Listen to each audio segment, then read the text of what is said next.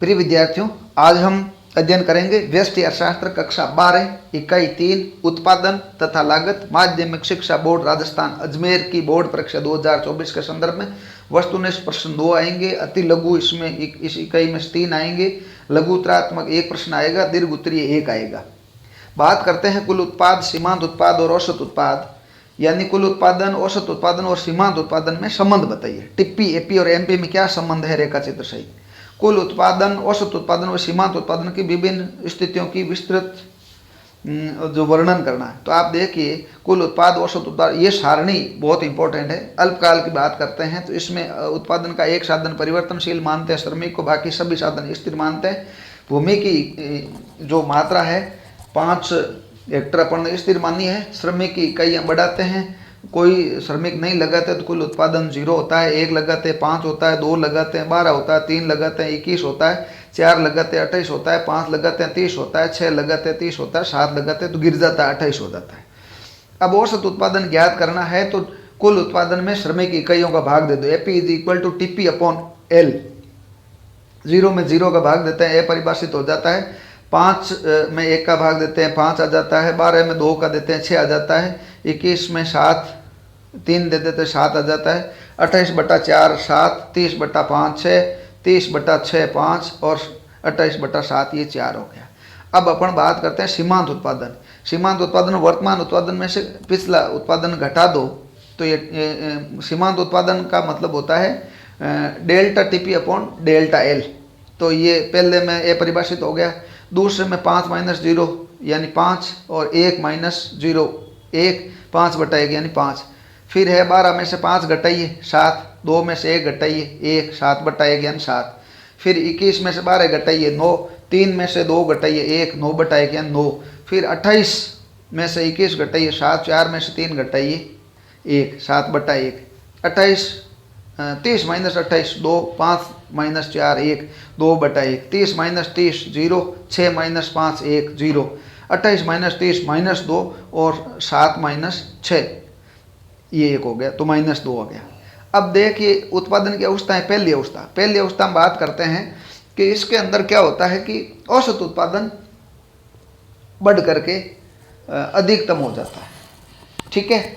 सीमांत उत्पादन देखिए आप, ये बढ़ करके अधिकतम होकर के गिरना प्रारंभ कर देता है। और कुल उत्पादन की बात करें तो इसके अंदर ये बढ़ रहा है, पहले बढ़ती दर से बढ़ रहा है। कहाँ तक बढ़ती दर बढ़ रहा है? जहाँ सीमांत उत्पादन अधिकतम है। और सीमांत उत्पादन अधिकतम होता है तो कुल उत्पादन में एक वक्र में मोड़ आता है, उसको मोड़ बिंदु कहते हैं। तो ये आ जाता है, उसके बाद ये घटता हुआ प्रारंभ हो जाता है। दूसरी अवस्था वहाँ प्रारंभ होती है जहाँ एमपी और एपी बराबर होते हैं। अब ये बराबर होते हैं, वहाँ पहली अवस्था का अंत हो जाता है। तो इससे पहले सीमांत उत्पादन है वो कुल उत्पादन से अधिक रहता है। दूसरी अवस्था प्रारंभ होते ही बराबर हो जाता है। अब जब दूसरी अवस्था में क्या था, औसत उत्पादन गिरता है, सीमांत उत्पादन में गिरता है, लेकिन ये सीमांत उत्पादन तेजी से गिरता है। और इस अवस्था में कुल उत्पादन बढ़ता है लेकिन घटती हुई दर से बढ़ता है। इस अवस्था का अंत वहाँ होता है जहाँ एमपी 0 हो जाती है। एमपी 0 हो जाती है तो वहाँ कुल उत्पादन अधिकतम हो जाता है। अब तीसरी अवस्था वहाँ प्रारंभ हो जाती है जहाँ एमपी 0 हो जाता है, यानी कुल उत्पादन अधिकतम है। उसके आगे अब सीमांत उत्पादन गिर रहा है, माइनस है, इसका मतलब कुल उत्पादन गिर रहा है। तो ये 3 अवस्था हो जाती है। इंपॉर्टेंट है, चित्र बनाइए, सारणी बनाइए, इसको अच्छे ढंग से समझिए।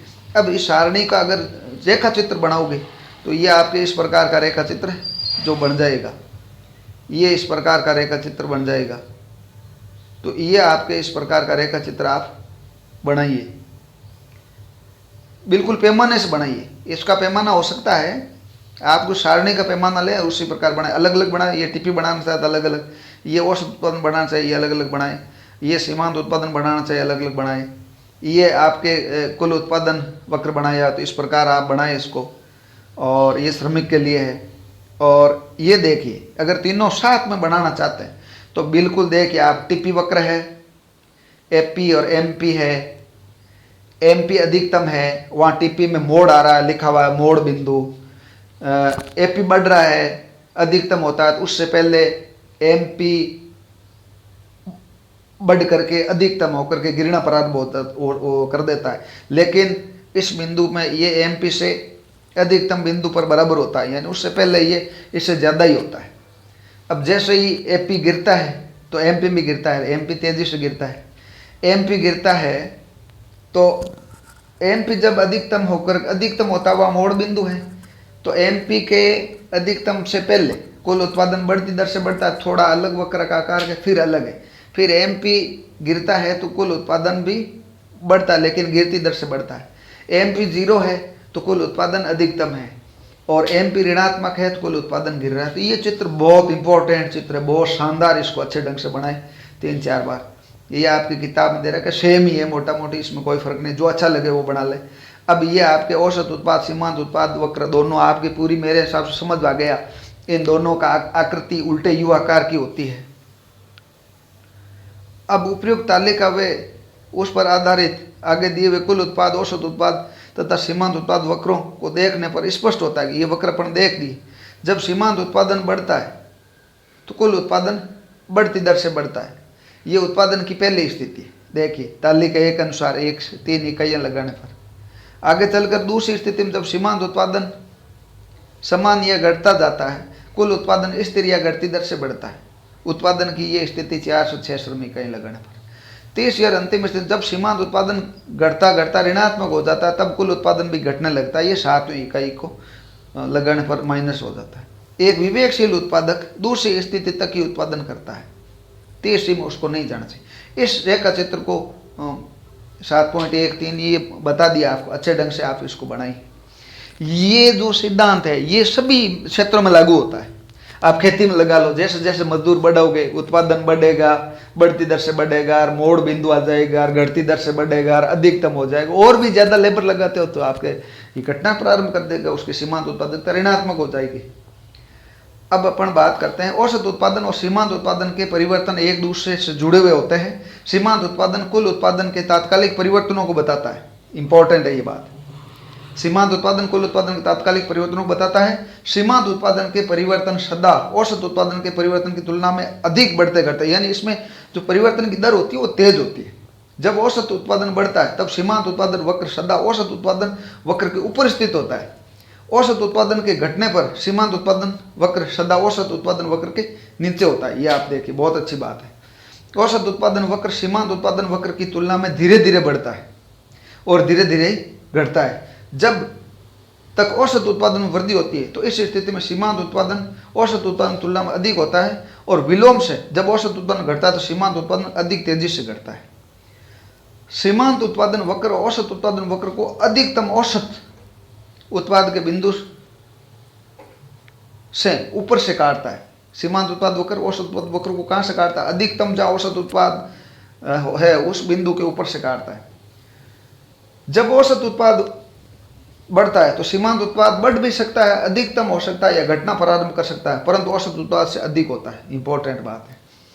जब औसत उत्पाद अधिकतम होता है तो सीमांत उत्पाद उसके बराबर होता है। जब औसत उत्पाद गिरना या घटना प्रारंभ कर देता है तो सीमांत उत्पादन भी गिरता है, परंतु औसत उत्पादन की तुलना में तेजी से गिरता है और औसत उत्पाद से कम होता है। इंपॉर्टेंट, जब 2 बार एक काट दीजिए। जब सीमांत उत्पाद शून्य होता है तो कुल उत्पादन अधिकतम होता है। जब सीमांत उत्पाद ऋणात्मक होता है तो कुल उत्पादन गिरना प्रारंभ कर देता है। जब सीमांत उत्पाद बढ़ता है तो कुल उत्पादन बढ़ती दर से बढ़ता है, और जब सीमांत उत्पाद अधिकतम होता है तो कुल उत्पाद में मोड़ आता है, और जब सीमांत उत्पाद गिरता है तथा धनात्मक है तो कुल उत्पादन घटती दर से बढ़ता है, और जब सीमांत उत्पाद ऋणात्मक हो जाता है तो कुल उत्पादन गिरना प्रारंभ कर देता है। ये आपके चित्र बना दिए बहुत अच्छे ढंग से। इन रेखा चित्रों को, ये जो चित्र है इसको शानदार स्मूथली बनाने का प्रयास करें, बार बार अभ्यास करें। अब बात आती है जिस बिंदु पर उत्पादन अधिकतम होता है वहाँ सीमांत उत्पाद कितना होगा। तो जिस बिंदु पर कुल उत्पादन अधिकतम होता है तो वहाँ सीमांत उत्पादन शून्य होता है, यह पता ही है। और फिर बात आती है कुल उत्पादन, सीमांत उत्पादन और औसत उत्पादन संबंध बताइए। तो ये बिल्कुल अभी एक एक चीज़ मैंने आपको बता दी। ये प्रश्न भी आ सकता है तो इसको अलग से आप करिए। सीमांत उत्पादक, औसत उत्पादक, परिवर्तन, ये 1 से 8 तक जो मैंने बता दिए है, पहला है। दूसरा इसके अंदर जो आपके है, तीसरा बता दिया, चौथा ये पूरे बता दिए आपको। और ये प्रश्न आ सकता है, इसका चित्र बनाइए आप इस ढंग से। तो इस प्रकार ये 11 जो इसमें आपके बिंदु है अच्छे ढंग से याद करें। हो सकता है 1-2 प्रश्न इसमें पूछा जा